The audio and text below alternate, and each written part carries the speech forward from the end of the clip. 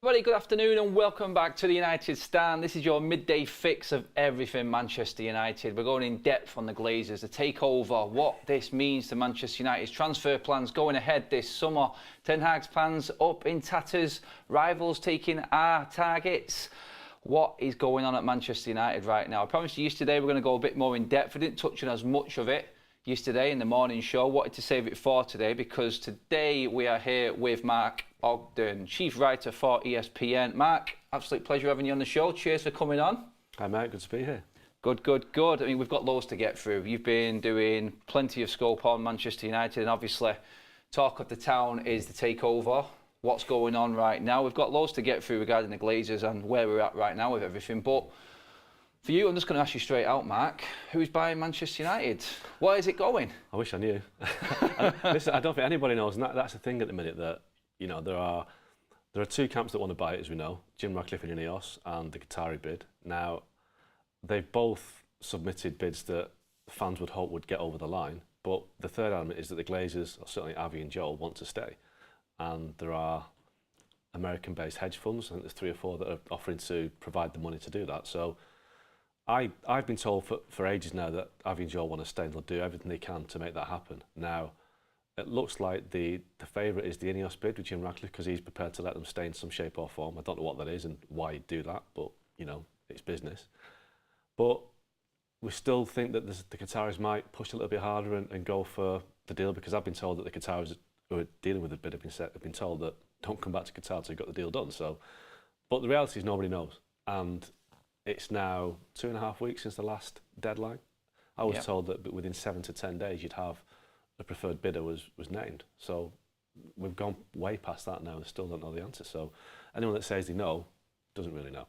That's it. You couldn't have said it any better than that, mate. I mean, I'm going to go back to September, actually, on a piece that you wrote, because there's a lot more to this, and pretty much everything that's going on right now you wrote about in this piece on ESPN. Guys, we'll put the tweet. It's at the top of Mark's bio in his Twitter, on his feed as well, this story. But I challenge you to actually look at that article and that story, what Mark wrote, and not go, wow, yeah, you pretty much nailed it. You wrote this in September, and it was mainly digging out the Glazers. No one was, in your words, seeing the bigger picture of what was going on, but they'd cornered themselves, basically, in what you said, in terms of how the debt had risen, talking about in 2018 it had gone past £1 billion to actually finance Manchester United, 70 million a year it was costing in debts. What actually happened? Why did it come to that point then, when you wrote that article? Was it a combination of everything that had happened, Super League, COVID, things like that? How did you come to writing that and breaking down that this next 12 months, as has been proven, was going to be key for the Glazers? Well, what it was, I was actually on holiday and I was flying away, and I was on a flight, we had Wi-Fi on the flight, and I had the Brentford results coming through, and I'm thinking, Oh, don't remind me. And I'm like, 4-0 at half time at Brentford, and then I was reading stuff and I was hearing stuff about the Glazers, and I just thought, it's been 20 years now, pretty much, since they've been at the club, and a lot of the fans that are watching now or reading about this don't actually know the genesis or where it all started. So I just wanted to go right back to the beginning, explain why the club, why the fans hate the Glazers, why they bought the club as they did, how they bought it, and also to explain why the financial reality was that they would have to do something this year to either sell it or find investment. Now, at the time, people were saying, oh, the Glazers will never sell. And I was getting messages on holiday from people in the US saying, there are people in the US that want to buy this club, and there are people in the world that want to buy it. I just thought, well, when I get back, I'm going to do a full piece about explaining all this, and getting it all in one piece to explain this is the situation, and this is why it will end up like this, because they treat United as a business, and the business reality was that they would have to find some money from someone, because they had their backs pinned against the wall in terms of finances, because they borrowed to the hilt. Obviously, as we know, that the world is finding it difficult in the kind of financial markets now, so borrowing was getting more expensive. Their commercial revenue was down, success was down, so all the levers that they could pull, they couldn't pull anymore. So they had nowhere else to go, and they had to find a way to bring money in. And in November that happened, and then, the debt, as we know, the debt is over £500 million now. But they've also got, I think it's over £300 million of money owed on transfers, which that isn't unusual. A lot of clubs in the world, they do pay for players over the course of a contract. So if United sign Harry Maguire on a 4-year deal, for instance, from Leicester, they will break that down each year. They'll pay 25% of that fee. That's normal, but still, United owe over £300 million. So with the credit facility they've got as well, it's approaching £1 billion of debt. So they can't borrow any more money. They really can't. And the stadium needs doing. I said to you off air before, what happened with United was under the Glazers. When they bought the club in 2005, they bought the best house on the best street in town, and they've done nothing to it since. Whereas the next door neighbours, they've won the lottery, they've built an amazing house, best facilities everywhere, and the guys up the road as well have also built a nice house, and everyone else is building a nice house. But this place, the roof's leaking, and it's not fit for purpose, and they've run out of money to do it. They can't do anything more with it. So that's the situation they're in right now. They need help to keep Man United, and a lot of fans, obviously all the fans, want them to move on, let somebody else take it on. Yeah, that's it. It's a perfect analogy of how this has gone down over the 18 years that the Glazers have been in charge, really. Something else you touched on, I think this will put a lot of minds at rest in a lot of the United fan base, a lot of people watching right now. But in that same piece you wrote back in September, you spoken to finance experts who were saying they could not see how anyone would invest the amount of money needed while the Glazers were still in full control of the football club. It would be financial suicide for anyone to invest that amount of money. And therefore, looking at it right now, with, like you said, the way the banking world is, financing and everything like that, it would be highly unlikely that would be the outcome. Yeah. And that's right. Why would somebody put money in and let the Glazers take all the credit if it turned around? Yeah, or that's it. Put the money in and get all the heat for the Glazers not doing it. So it doesn't make sense. But I don't want to worry people, but the reason why they have explored the possibility of these hedge funds like Elliott Management and Sixth Street and Ares Management is that these companies are prepared to put money in. And everyone watching this now has got an emotional attachment to Man United. It's all about what happens on the pitch, and people go to bed at night worrying about it. These investment companies have no emotional attachment whatsoever. It's a business transaction. So what they see, if they supply the funding, is that, right, if we put £1 billion or £2 billion in, they're doing it because they know in 2, 3, 4, 5 years' time they will get a return on that. Now, that would lead to possibly the Glazers having to pay that back by selling the best players, or if it doesn't work out, then these investment companies don't care about the team. If Marcus Rashford signs a new contract, has a brilliant season next year, scores 40 goals and becomes worth £200 million, if United have to pay back some debt, these investment companies in New York won't care one iota if Rashford is sold or a player of that calibre. So that is the danger you've got with these companies. The Elliott Management Group, when it became evident they were involved, I did a bit of research on them, and they're known as they're basically aggressive in terms of the way they deal things. They're activist investors, they're called. Now, they lent money to the Argentinian government about 20 years ago when the Argentinian government defaulted on loads of loans. The currency was devalued. Anyway, I think 10 years passed and they didn't get the money back. They defaulted on the loans. So this Elliott Management Group impounded an Argentinian Navy ship in a port in Africa to get the money back. So they were prepared to even impound an Argentinian Navy ship to get some money back. So if that's what they're prepared to do with the government, what are they prepared to do with Man United if they get involved with United? So that's why any fans that are thinking, oh, well, if the Glazers stay, what are these companies going to be like? That's what they're going to be like. They only want a return. They're not bothered about success on the pitch. They just want a financial return.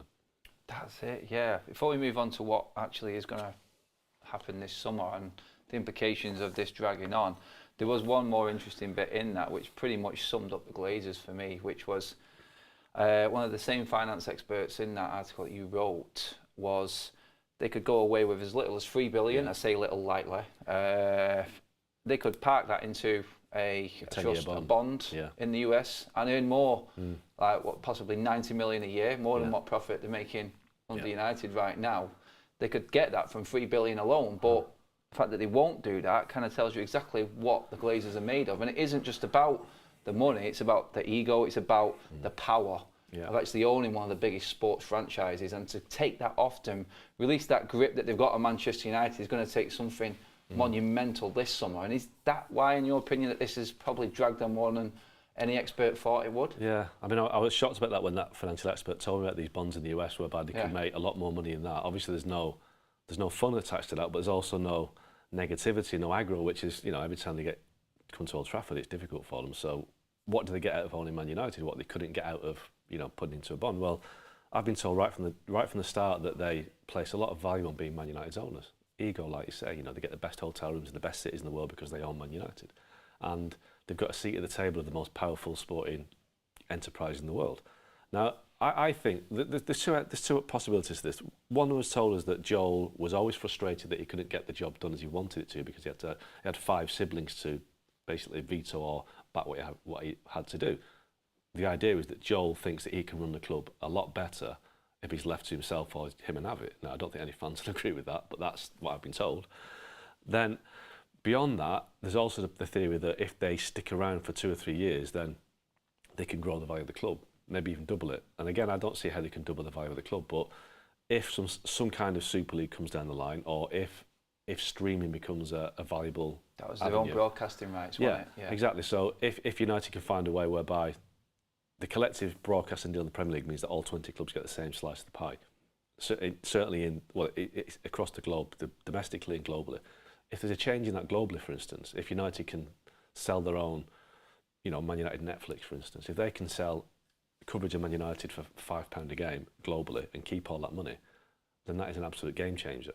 So for clubs like United and Liverpool, that will take them over the horizon. From even clubs like Man City, they couldn't compete with that. But for that to happen, you're going to have to find a way for the other clubs to vote for it. And I don't see how your West Hams and your Evertons are going to vote for that. But maybe they are businessmen and that's what they're looking at, thinking, well, if we can get to that point, if we can just stick around and hold on to United long enough whereby we can get to that point, then they've hit the jackpot. But I don't know how they get there. I mean, I don't know how... Yeah, I can't see that. I mean, the way you're describing it there, it'd be like, why? Exactly. Why would you do that? It's just like it's hard enough as it is for the smaller clubs. Unless they agree to a percentage. Right now, it's every club gets the same share, 1/20th of the deal. Maybe Liverpool, Man United, Arsenal, the big clubs, the really big clubs, can say, well, we'll take 70%, you take 30%, or we take 60%, you take 40%, whatever. Even that'll be a massive uplift, and then the other clubs are getting a big uptick as well. I mean, I don't think Man City would vote for that, but they've got their own revenue streams. But still, I'm just trying to explain why the Glazers might want to stay to counterbalance all the hostility they get, from day one, which they've had because they put the club into massive debt. Yeah, people loving the show right now. Great show, guys. Oh my God, Glazers out. That's just from explaining and breaking down some of the detail that you spoke about there. Mark makes it seem so simple. Super chat from Nelson, cheers for that. I'm probably not going to read that one out though, mate, not for 2 o'clock. But thank you very much for that one. We need to do something about these Glazers, something tangible, not just protest. There isn't much the fans can do anymore, because at the end of the day, we're fans. We know what the Glazers think of us. We got that in the statement before the Super League. What we are, what was it? The type of fan again. I always forget what they called us. The legacy fans. That was the one. That's what the fans are to the Glazers. Customers. Customers. You described it then, and like people and investors coming in, like the Elliott Group. That would just be another tool, basically, to make money. That's how they see it, and that's the worry. And I think that's where the concern is with most of the fan base. And the fact that this is dragging on, you can't help but think as a fan that they're trying to explore every single possible avenue to do what you said, Mark, is just try and cling on to Manchester United as long as possible. From the breakdown of what Sir Jim has been, or reportedly been offering, from what you know, would that be just a small shareholding with no power? I mean, we're all looking at it. We're trying to read and learn and educate ourselves more on how this might break down. Shows how much it means to every United fan, but is that basically the gist of it in terms of how the Glazers would still be at Manchester United if Sir Jim took over? Yeah, I mean, the detail is still a bit vague. We don't know the ins and outs of it, but I'd be very, very surprised if a businessman as successful as Jim Ratcliffe would allow the Glazers to retain any kind of influence. He wants the power. Yeah, I think for the Glazers, their decision to remain at the club, having Joel, I'd imagine, would be a financial one. So Ratcliffe will say, right, we will take charge of the club. You can retain a small stake, which enables you to benefit from the success that they think they can bring to the club. So if United becomes successful again, then the Glazers, having Joel, may have a stake worth £1 billion each, which might be worth £2 billion in 2 or 3 years. They won't be at the table making big decisions. No chance. Because Jim Ratcliffe is not going to allow that. He will surely know that if the Glazers have any involvement in terms of how the club is run, then it remains a toxic brand. And I think Ratcliffe has to explain this to the fans, because I've seen a massive turn against him in the couple of weeks since. And we don't know what the detail is. So I think without the detail, we don't quite know whether it's fair to have that criticism. But I think a lot of it is also based on the fact that a lot of the fans, probably quite rightly, think that Jim Ratcliffe's going to come in, he's not going to have the same financial power that the Qataris would have. Yeah. So even if Jim Ratcliffe came in without the Glazers remaining at the club, I think fans that I speak to are just concerned that he's not got the financial power to make United successful again and to compete with Man City and with Real Madrid. You know, there are clubs like Liverpool who don't have that financial power that City have got but have been able to compete. And United could do that, but you got the impression Liverpool they were sprinting to keep up with City while they were jogging, and you don't. Yeah. And that's what you don't want Man United to be. So I get the impression that even if Jim Ratcliffe was doing this on his own, he wouldn't get the backing of the fans because he's not Qataris, because they think the Qataris got more money. They pulled off a World Cup with fantastic stadiums, and that's what they want here. Whether people have moral opposition to that, there will be people, but a lot of fans just want to focus on the football. It's like the Newcastle situation. Football fans just want the football team to do well. They don't care about the politics. Some do, but the majority don't, and they just want somebody to come in and take on a club that.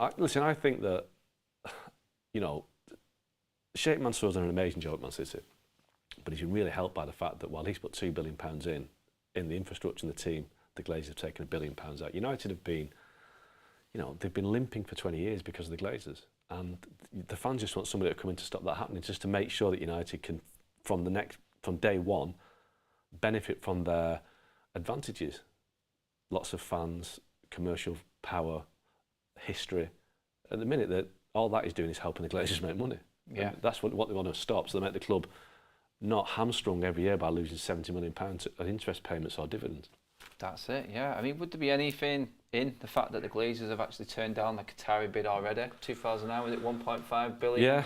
Yeah. They come back in again. They're not afraid to turn down big bids. Obviously, back then at that time, that was probably an awful lot of money compared as well. It'd be up there with what we're looking at right now in the bids that are being reported. But well, back then United were successful. City weren't what they are, and I suppose they saw Alex Ferguson as well. So I thought they probably could see, or they felt, they could see that they could keep bobbing along because PSG hadn't arrived on the scene at that point. The game's changed in the last 10 years. Did the Qataris move over from that bid, you think, into PSG as like the next option as a big club? Yeah, I think there was maybe 2 or 3 years between it, but obviously they were looking to invest in a football club, so PSG was a great move because it's Paris, it's a great city, but I think they found out over the years that Ligue 1 is just not big enough for. They want a Premier League footprint, and somebody told me recently, said, look, if the Qataris don't buy Man United, they will be back, and they might end up buying Tottenham. And he said, look, if you've got Man City owned by Abu Dhabi, you've got Newcastle owned by Saudi Arabia. If Qataris maybe buy Tottenham, then you've got 3 clubs that will pull away, and then every year it'll be United, Liverpool, Chelsea fighting for 4th spot, which is quite a terrifying prospect for an Arsenal, for the Man United fans. That's it, yeah. I was going to get through a few super chats here just before we move on.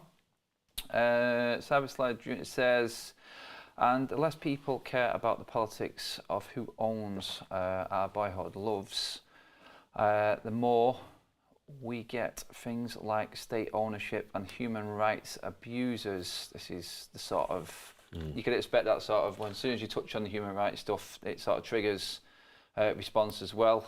Stephen Rossi says, do you think the Glazers need to prove they can run a club successfully? Why they want to stay, knowing they are hated by so many fans, the fans. So I think it was a typo there. Kudos to Mark for the honest interview as well. So another super chat there as well. So one more just coming through. There's an influx. Radcliffe lied to let the fans think he's keeping the Glazers in. Don't want him anywhere near my club.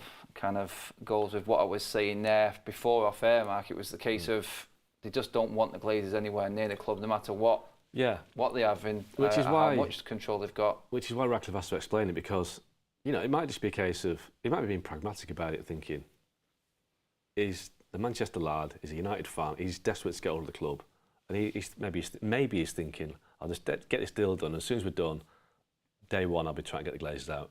And it might just be a means to an end, it might just be a ruthless ploy to get them out, but I mean, he's no shrinking violet. He's a hard-faced businessman. He's got to where. It's funny enough. He grew up in the same time I grew up in Failsworth. Right. I couldn't believe it when I read it up. I had no idea that was where he grew up in. But he's built his way up to be the richest man in Great Britain. He's not done it by being nice and not cutthroat in business. I think fans are, like I said, sometimes take the emotion. It's hard, I know. Take the emotion out of it. Take a step back and think, right, why is he doing this? He's not doing this to appease the Glazers, because he's just thinking, am I going to get this? How can I get Man United? If it's this what he has to do, that's what he has to do. And once he becomes the guy who's in charge, I'd be amazed if he kept the Glazers anywhere near the place or in any kind of role that mattered. It'd be like, Martin Edwards is still involved, but he's not involved. A previous owner. It might just be something like that, but we don't, until we get some clarity, we don't know. And while that doubt remains, then there's going to be hostility from the fans who are concerned that the Glazers will cling on a bit longer. The one thing I said about the human rights thing, and I think this is important to stress as well, it happened with Newcastle. I totally get the whole human rights situation, because what happens in those countries is, absolutely outrageous. But, there's never a but Qatar, Saudi Arabia, Abu Dhabi are massive allies and trade partners of the UK government. So there's no way that the UK government is going to block any of these happening. The UK government does massive trade deals with these countries every day. So on that basis, it's really hard for the Premier League or anybody else to say to a football club, you can't be on with these people, because it's worth too much to the nation as a government, trade-wise, to annoy these people. They're partners, how much trade is done with Saudi Arabia in terms of, aerospace and all this sort of thing. So we have to bear in mind there's a bigger picture than football, and sometimes that is the bigger picture, that you can't just say, well, this is a football matter. It's not. It's way bigger than that. Yeah, that's it.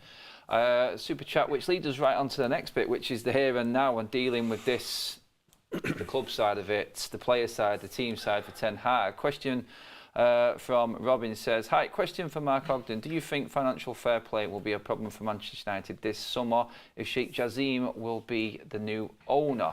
Basically, does financial fair play kick into effect no matter who owns a football club? I've said yes. It does, yeah. It pretty much does, doesn't it, Mark? It's not a clean slate. So I had this explained to me recently. So basically, the reason for this is because, as you said before, the commercial revenue has nosedived in recent years. It's not. I mean, they lost the Aeroflot deal last year for obvious reasons, but they haven't got an airline partner, so that's probably £5-10 million a year, and that's just one element of the commercial revenue dropping. Prize money's dropped because they've been rubbish, basically. Been crap, yeah. Yeah, no Champions League money coming in, no Premier League money last year to the level that they used to. So, on one end, you've got the commercial revenue going like that, and then you had the spend last summer was way beyond what they wanted to spend, so that was like that. So you've got a very small window, so it's around about £120 million leeway they've got, unless they sell players, unless they bring players in, sell to buy. So if United had another £200 million summer, they'd break FFP rules. Yeah. So then it's up to the Premier League as to what they do. We've seen that Everton have absolutely obliterated them in recent years, and they're under investigation. So we don't know how powerful the Premier League would be. We just don't know. But yes, United are in danger of breaking FFP rules. It's not just a case of Qataris coming in and starting from scratch. They would have to be compliant with what's gone before. What you'd think that if the Qataris came in, or even Jim Ratcliffe came in, then they would find a new shirt sponsor, they would find a new airline sponsor, so the commercial revenue will grow again. But this summer, as it stands, they have to sell to buy, basically. Yeah, that's it. But they've got a lot of players to sell. No one's going to buy them. That's it. The value of them players as well is up for debate. Adam, you buy the club, I bet you have 10 billion in your back pocket. Great show. It's great to hear the truth. Another one. I think that was more aimed at you, Mark, there in terms of bringing the detail. I haven't got 10 billion. I wouldn't be sat here if I had 10 billion. Stephen Rossi back in with another super chat says, the Glazers are awful, but they aren't idiots. Wouldn't they put assurances in their deal with Radcliffe to avoid getting pushed out of the club? Well, maybe, but like I say, if it's just a financial state they've got in the club, then it's unsavoury for fans to accept that. But as long as they don't have a say in the day-to-day running, then I think that's different, isn't it? If Radcliffe retains them as executive directors who have a say in the run of the club, then that would be a problem. I don't see how we could get around that. Are City going to get away with financial fair play? Says, I am coast to coast. You talked about Everton being completely straddled by financial fair play. Obviously, the Premier League have come down, or somewhat looks like they've come down hard. We don't know until everything's in. This could drag on forever and a day. 2 years possibly, I heard people reporting for this. I think it just comes down, because we want to move on and talk about United, but it comes down to the previous question about financial fair play hampering anyone, even the biggest. It comes down. We look at what Barcelona have had to do, and how it's never been seen before what Barcelona have done, but it it doesn't seem fair to the smaller clubs at how the bigger clubs can get away with it. I suppose everyone's wondering, will City be the benchmark and UEFA actually, the Premier League actually finally show their power and how much power they have got? It's about like that question at the beginning: who's going to buy Man United? It's the mystery Not a question. clue. With Man City, so 115 charges, and the Premier League have gone to the nth degree to make sure these charges stack up. Because City have got a very, very powerful legal team, and that legal team will make sure that every kind of T has got is crossed and I's dotted. So this will take ages and ages and ages.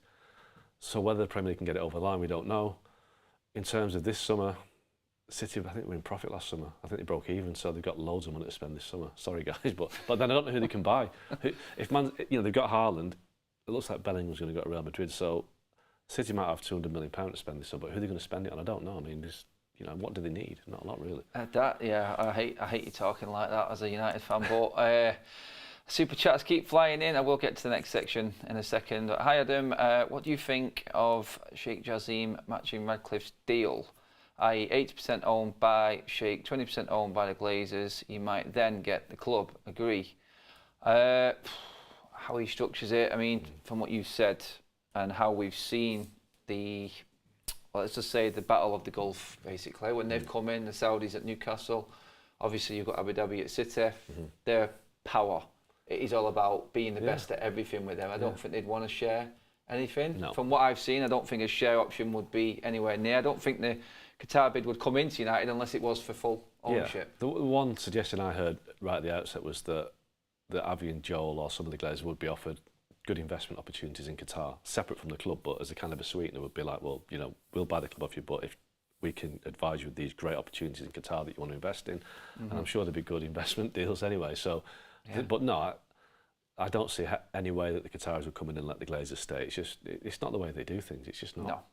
No, I totally agree with that. But the here and now, and the previous super chat was there. It's like financial fair play hampers Manchester United like it does every club. But this whole debacle, this whole saga of the ownership, right now for Ten Hag is doing us no favours. You talked in your last piece you wrote on the ESPN. It's on the website there now, and I think the link's on your Twitter as well, Mark, is that no deals, or no big deals in particular, are going to get done while this ownership isn't decided. And this is where the plans of Ten Hag go up in smoke for trying to challenge the likes of Manchester City next year, like everyone is expecting us to do. This isn't going to help us at all right now. Yeah, I mean, like I said, the top clubs, they plan a year in advance, right? So when City signed Haaland, they were working at a year in advance, and that's what they'll do this summer. They'll make sure they've got the targets lined up.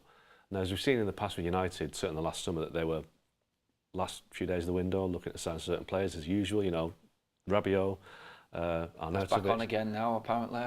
Well, so this is the problem whereby clubs that don't plan end up with making mistakes in the market. Now, this summer, United might have that same situation again, but it's not their own fault. It's the Glazers' fault for letting this drag out, because even if tomorrow, or even if today, the bank said, right, Radcliffe or Qatar are the preferred bidder, it's going to take at least a month of due diligence to study the books and whatever to get the deal done. And then it'd be really optimistic to suggest this deal will be done if they sell the club by the end of June. It's just not going to happen. Financially, it won't happen that quickly. The transfer window opens on the 10th of June. So United will obviously have to be active in the market, but as it stands right now, they're going to be active under Glazer ownership. So the transfer targets and wage structure will be Glazer structures. Now, are the Glazers even bothered? If they know they're going, how much effort are they going to put into signing players? Yeah. Then if the Qataris were to come in, then if you're Declan Rice or Harry Kane, you're thinking, well, why would I sign a deal that's offered by the Glazers? Because if the Qataris can get another $100,000 a week out of this, and the clubs that are selling it might get the same sort of deal. So United are in limbo because nobody quite knows who's doing the deal, who's signing the checks. And Marcus Rashford's another one. His contract expires in 12 months. If you're Marcus Rashford, you've been here for 7 years. It's been a tough 7 years. You've not really, you've seen City and Liverpool dominate. You've got a massive decision to make. Do you make at 25, do you say, right, I'm going to sign no matter what, I'm going to commit to this club no matter what with the Glazers? Or do you wait for the Qataris to come in, or Jim Ratcliffe to come in and you think, I'm sick of waiting? So why would Marcus Rashford sign a deal now without knowing who the owners are going to be? And that is the problem United have got, all these massive issues that can't really be resolved satisfactorily until there's clarity over the ownership. So even if the Glazers go, their final act will be to make United's next season difficult because they've left it so late to sell the club. Exactly, yeah. A few It's a more bit doom and gloom, this, isn't it? we're going to try and cheer it up. When it comes to talking about the Glazers, there's nothing happy. But I think people appreciate facts, and we're getting that with a lot of the actual comments here as well. But another super chat from Sid says, Abu Dhabi bought City in 2008. They won the English Premier League within 4 years. Ineos bought Nice in 2019, and after 4 years, they haven't even broken the top 4 in French League 1. If Jim Ratcliffe is the new owner, no league wins for 10 years, in my opinion. Again, it's been 10 years since we actually won the league last time. Sean Turner, with another super chat, says, I wonder if City would want to buy Maguire. Surely he's going this summer.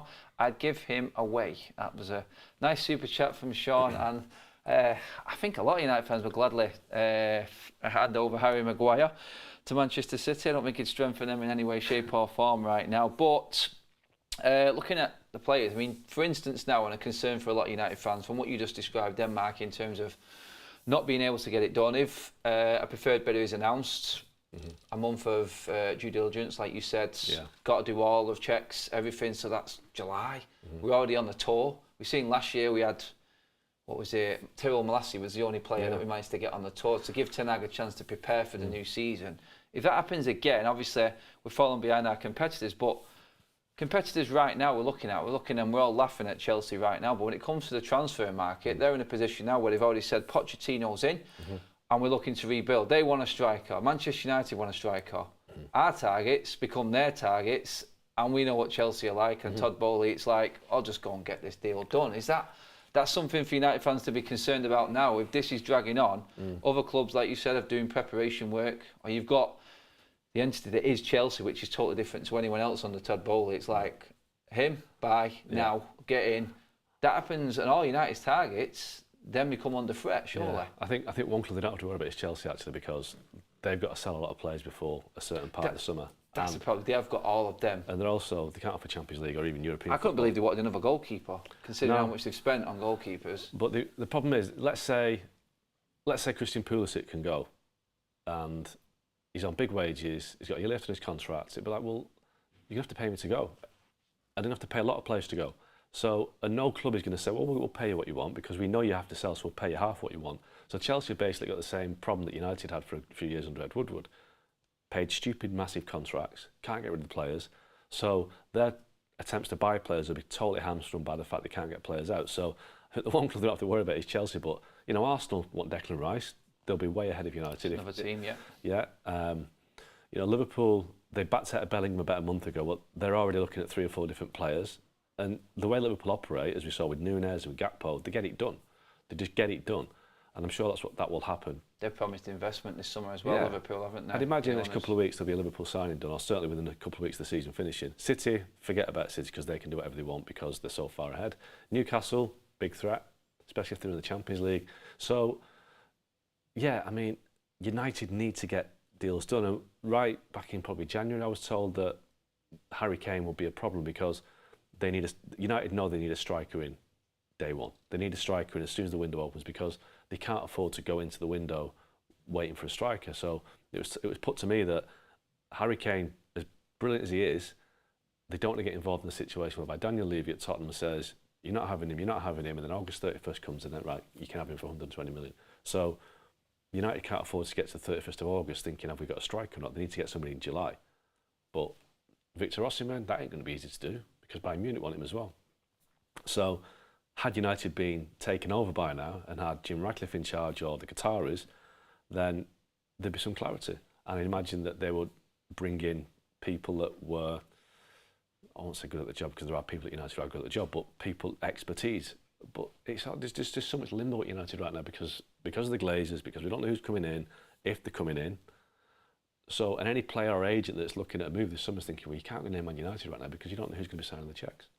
That's it. And Ten Hag talking about players that he's spoken to. It was difficult last summer because of the unknown. This summer he's got players that really want to join Manchester United. That probably is the case. The player wants to, but the agent, like you said, Mark, is there saying, well, hang on a minute. Yeah. So, for instance, I was talking about Rabiot again. He's in the perfect position right now. Free agent. Yeah. We know what his mother's like as his agent and what she deals with. He's 28. This is his last big deal.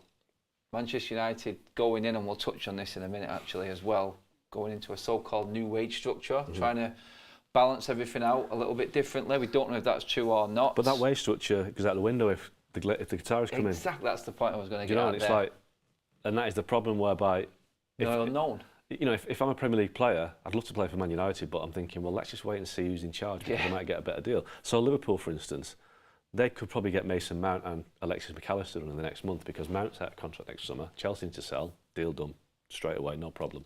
McAllister, there are suggestions he's got an escape clause, deal done, off you go. Where are Man United? Waiting, as always. Super chat from Paul Woolley says, Mark Ogden, absolute legend, your spot on, please join the United stand. You can't get a better super chat than that. It's not all doom and gloom, mate. There is a poll gone out right now. So Jim and the Glazers or Qatar?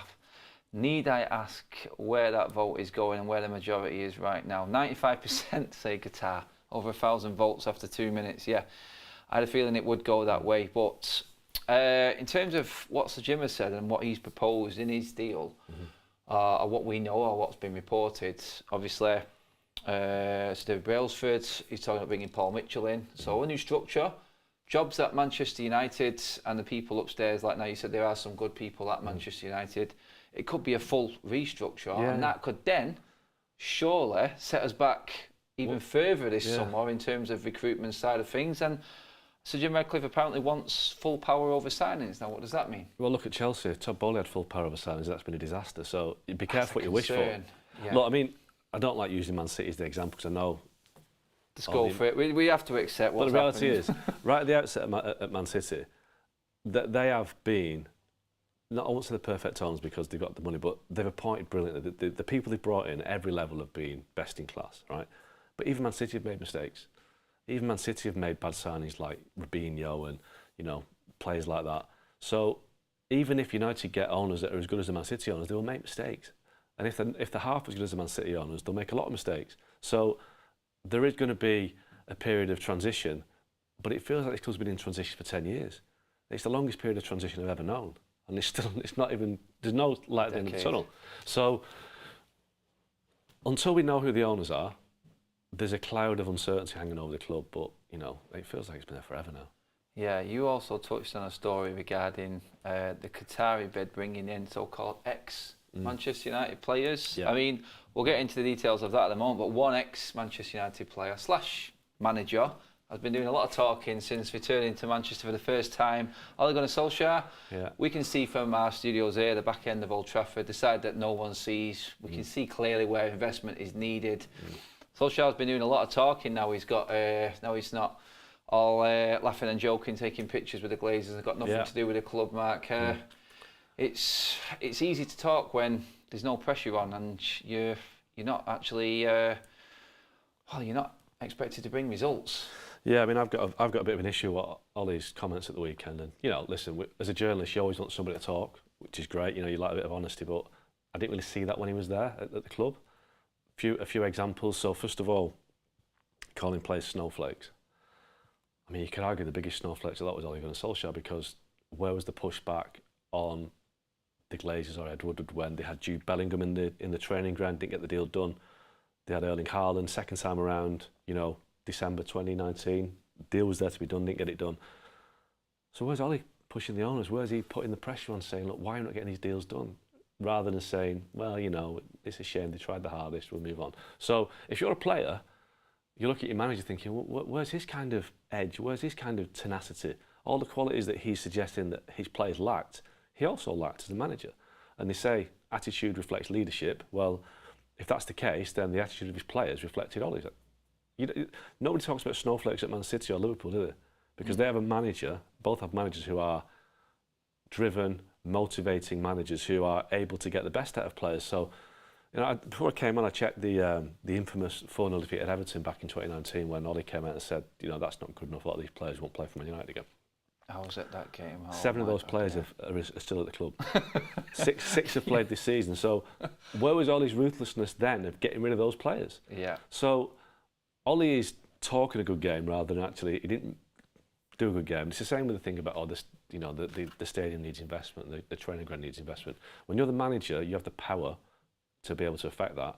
And I understand people say, well, Ollie can't go against his bosses. I get that to a certain extent, but he had a lot of power at United because he not only was he the manager, he was really popular with the fans. He had the fans in the palm of his hand a lot of the time.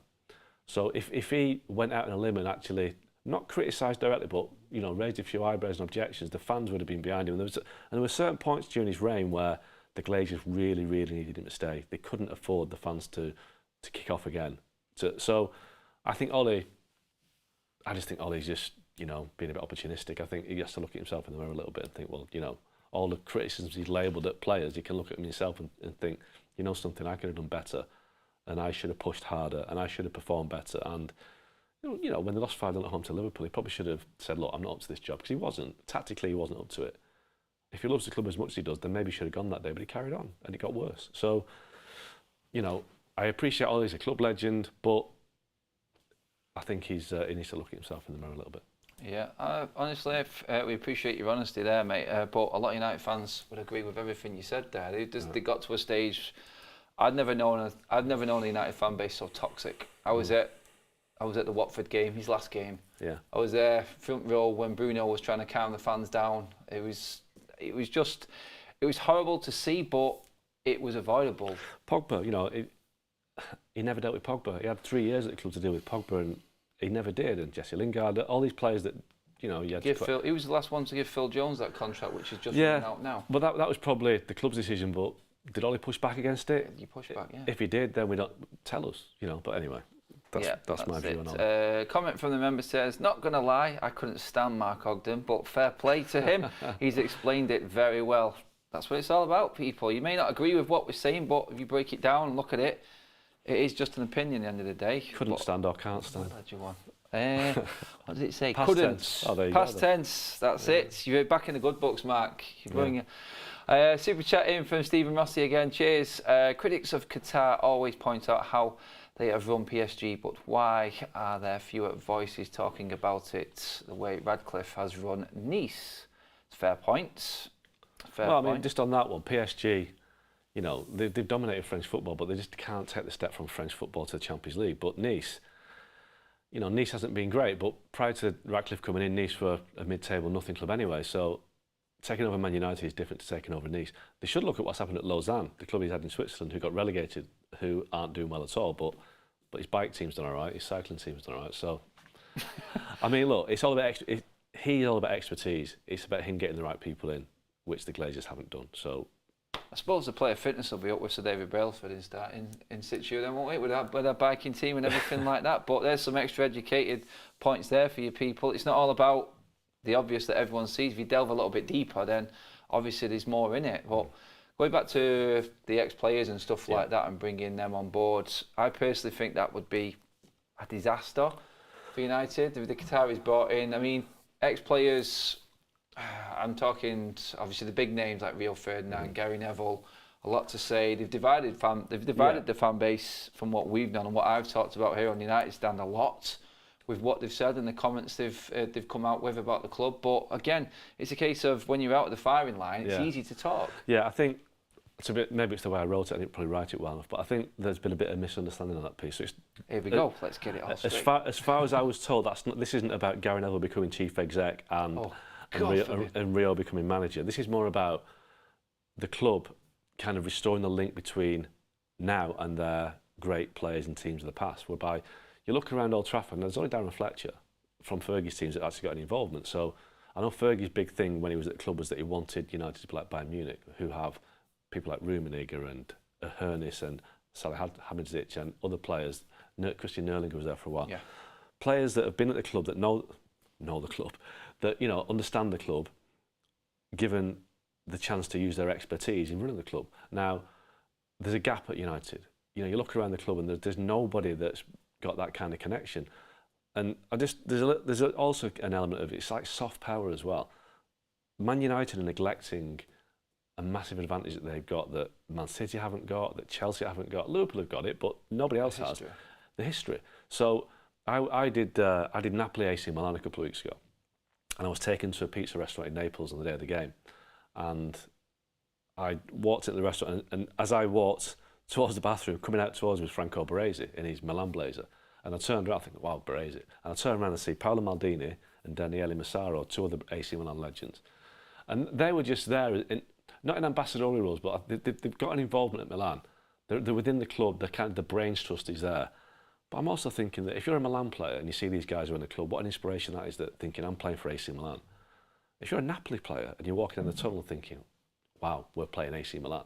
Yeah. You know, Franco Baresi, Paolo Maldini, this is what this club is about. You got a Man United, you should be seeing Peter Schmeichel, Roy Keane, Rio Ferdinand, you know, Wayne Rooney, I guess. All these greats of the past, they should be visible in the Glazers, around the club, just to kind of project that power that United have got, that history United have got. And they're not doing it. It's been wasted. And that, for me, is what the Qataris want to do. They want to remind people, Man United now, the players, the fans, and people outside the club of what Man United are, what a successful club they are. Because you look around right now and you don't see football people. And that is what I've been told. They want to connect the football again with the football club. It's just executives and people that you don't quite know who they are. So rather than this being a case of like, Gary, Scholesy, Nicky, come and run the club, it's more about restoring the history and that connection to the past and the, like I said, the famous traditions. So, you know, if you're Bruno Fernandes or you're Luke Shaw, you look around thinking, wow, you know, there's Peter Schmeichel, look what he did. Motivational figures, they haven't got any of those. And that's what it's all about. Yeah, I can totally understand that. When you break it down like that, it's like the member says there. Desig says, great info. Ogden is top class.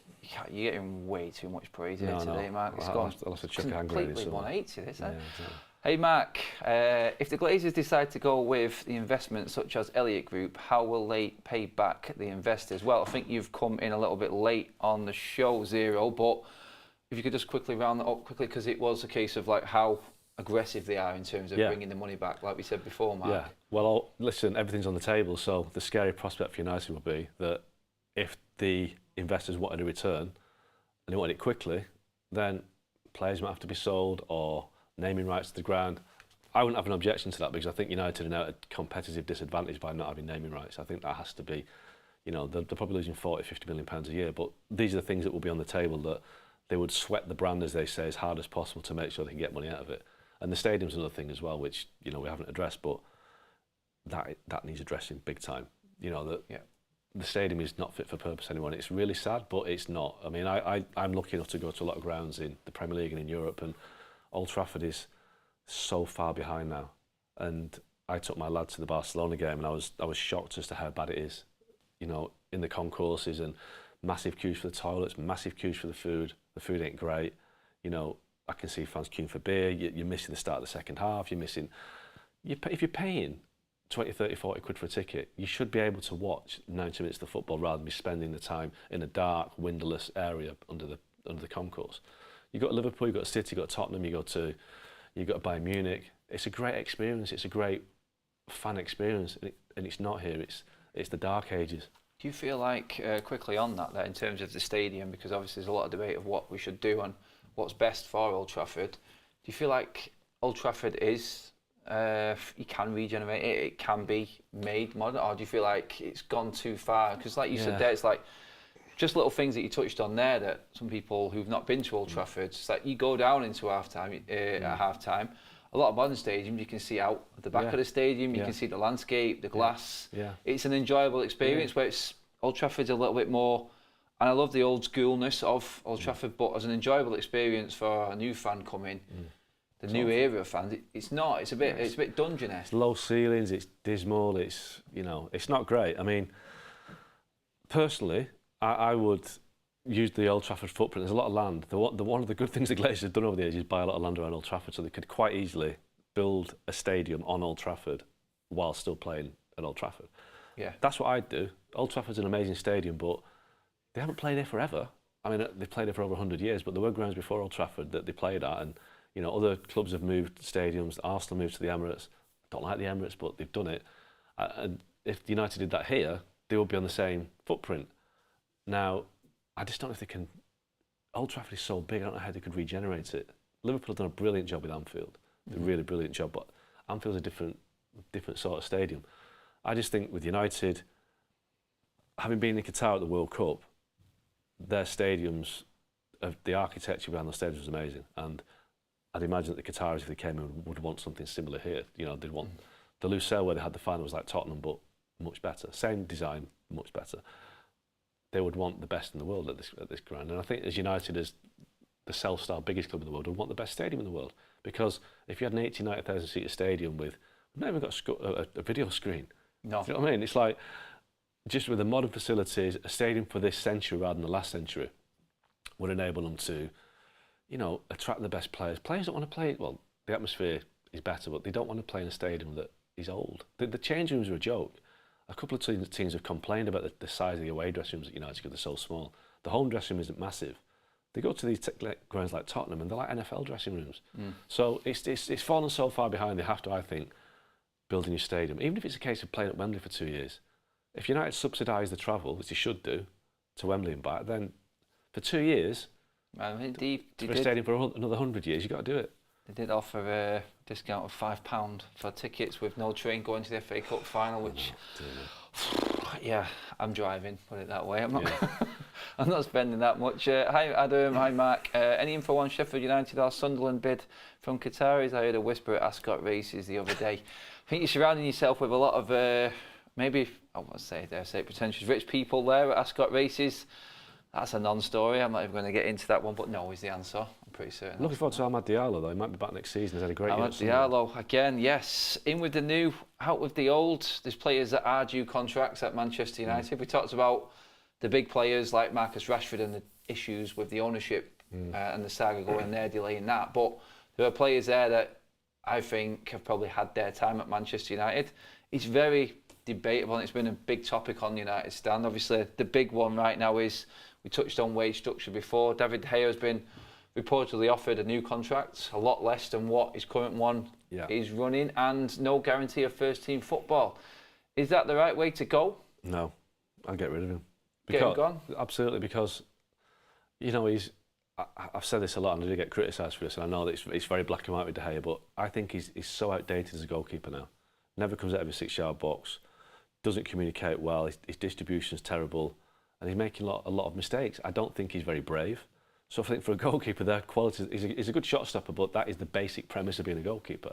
And I think if you're Man United and wanting to go to the next step, that is a compromise decision. So I was told about a month ago after the Seville game that David would prefer to go back to Spain. You know, justifiably, he's been in Manchester for 12 years now. He's got a family in Spain, but he accepts that Barca, Real, Atletico are impossible in terms of they've got keepers in place. Best in class. Nobody else can afford him, so he accepts that he'll have to stay. So he's staying there because there's nothing better, no other better option. And United are probably going to keep him because he's cheap and there's no other better option. It saves them spending money on a world-class goalkeeper. So is that how Man United are going to get better? By keeping a keeper that doesn't want to be here and keeping a keeper that they're only keeping him because he's cheap?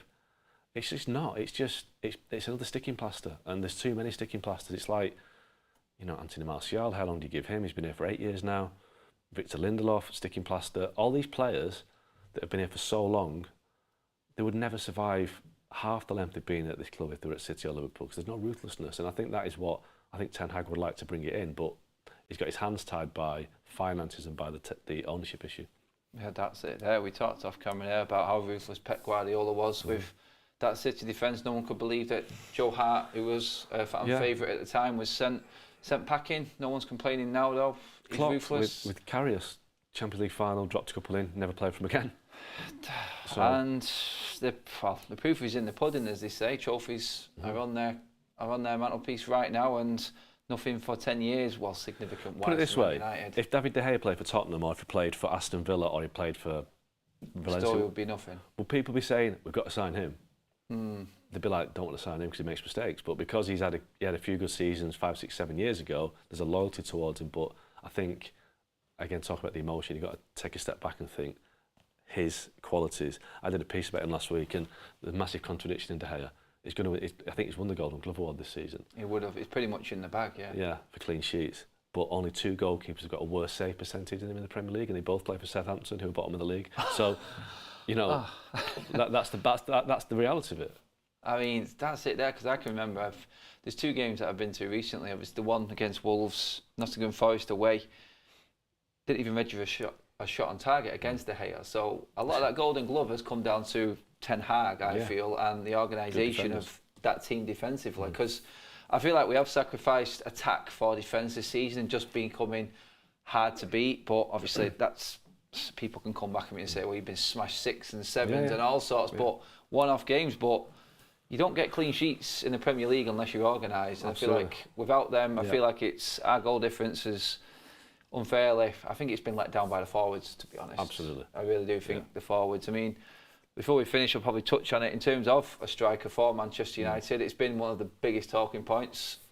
If there was a priority list to everyone in terms of players United need, and number 9 is guaranteed to be top of that list with everyone. I mean, Kane, Osimhen. We talked about how difficult the situation is with the ownership right now, but if there was one, who do you see United going for more out of the big strikers that are available? Because there are a few this summer. Look, if it was me, if I was John Murtough, I'd go after Harry Kane. Because you know he's proven in the Premier League, he wants to stay in the country and break Shearer's goal record. He wants to win something. You've got to persuade him that Man United is going to win something to start with. But because Osimhen, as exciting as he is, we don't know if he can do it in the Premier League, in the sense that Serie A is not the Premier League. Lukaku had a great year in Serie A, and he came back to Chelsea and was awful. So with Kane, you know what you're getting. You know exactly what you're getting. So you go for Kane. But look, I mean, they've been after a centre forward since Van Persie. Then they've patched up all, Falcao and Cavani and Zlatan and all the Igalo, Weghorst, all these massive patch-up jobs. I mean, look, they got Lukaku, didn't really work out. That's the one player they signed that they thought was a striker at the top of his game. But Man United have gone 10 years without a proper striker, and it's just massive neglect on the part of the owners, the managers at the time, Ed Woodward. To get to the point of being 10 years without a striker is just terrible. They've got to find somebody. Yeah, I mean, in terms of everything going on right now, budget-wise for United this summer, financial fair play, the unknown, any idea what that actually might be or what we can actually do in the transfer market? I think the figure is around about 100 million, but that will have to be, if it's any more than that, they'll have to sell players to raise money. Now, £100 million probably just about gets you Harry Kane. Just about. You might get your Harry Kane and a right back, but who knows? I mean, if they're going to raise money to bring players in, who are they going to sell? I know the fans want Harry Maguire to move on, but he's got 2 years left on his contract. He earns 200 grand a week. Who's going to pay more than 20 million for Harry Maguire, considering the wages he's on? I can't think of any player United have got, apart from Rashford, who would command a decent fee. And that is another question entirely. If Rashford decides you don't want to sign a contract yet, then there's got to be a cold decision there about Rashford. Do you say, right, okay, you've done well for us this season, but you're a saleable asset. Somebody might pay 80, 100 million for Rashford. But do you weaken yourself by doing that? But if they want to raise money to bring people in, I don't see beyond him. I don't see anybody signing Bruno Fernandes, really. No. So I don't know. I mean, Sancho, no. These are all players that are underperforming right now, and that's where the difficulty lies. It's like trying to sell a player who's on mega money. And again, like you said about Chelsea, this is where that sort of scenario comes into it again. You've got players that aren't guaranteed a starting lineup, aren't guaranteed in United's starting lineup. So who is in the market at that value to bring them into their team? And that's the difficult part. And I think Arnold and Murtough have done all right in terms of purchases over the last couple of years. It's not been our worst windows ever, but I feel like the hard work is in getting players out of this squad this summer. I think that's where real sort of directors of football and people in their positions work. That's where it's really done, because I don't see it, honestly. And they're going to have to do some serious work in that summer to convince anyone, I feel. I mean, look, a lot of the players they've signed, I don't see any of them actually boosting the value. I mean, look at Anthony, £85 million, then you probably won't pay anywhere near that. That's maxing at best, isn't it, right now? So that's the problem United have got. They can cut the wage bill and reduce the outgoings by moving people on, but they're not going to get a lot of money in by doing it. I mean, we talked about Ahmad just before, but he's had a great year at Sunderland. They might decide to sell him, but what are you going to get? 10, 15 million, 20 million? It's not going to make the difference between getting the player that you need rather than another squad player. So that is why United, back to the original premise of the chat, they need new owners. Could go on for absolute ages about the current players. Garnacho, Ahmad, possibilities of even getting first team places if the window goes a certain way this summer. But guys, we are completely out of time. It's been an amazing show. Massive thank you for coming on, Mark. Absolutely Cheers. Brilliant insight to everything there. In the comments, complete agreement with that. It's been a great show and you've had loads. I think you've turned it around, mate. De Gea might have sent you back the other way a little bit at the end there, but I don't want to be too popular. I've got to kind of make it. yeah, you've got to be a little bit of a villain sometimes as well in this. But yeah, guys, absolutely brilliant. Your super chats and all your comments have been on point today. Cheers for tuning in. As always, we'll be back later on tonight. Mark will be back later tonight with the evening show. Do tune in for that. We'll bring you everything that breaks regarding Manchester United as always. But hopefully more specials and hopefully we can get Mark on again. And we're talking about details of the new owners, not the possible owners. You never know. It's wishful thinking. But cheers for watching, everybody. Like, share and subscribe to the United Stand. We'll see you through the week.